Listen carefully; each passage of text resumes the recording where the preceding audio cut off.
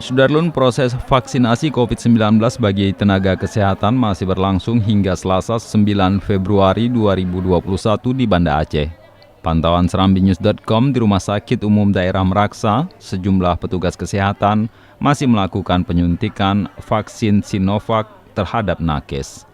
Berdasarkan data yang diterima, saat ini lebih dari 1.000 nakes telah divaksinasi dari total 6.000 nakes di Banda Aceh.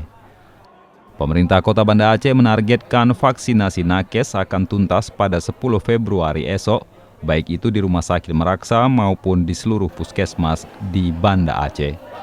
Di tempat terpisah kepada wartawan, Wali Kota Banda Aceh Aminullah Usman mengatakan vaksin Sinovac yang mereka terima sebanyak 12.790 dan telah dimulai pelaksanaannya pada Jumat 15 Januari 2021.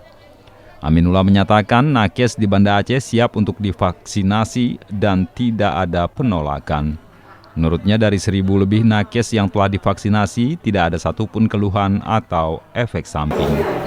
Pasien, karena sudah diwajibkan sama rumah sakit, ya kan? Karena saya pun dinasnya di ruang pineri, di ruang COVID.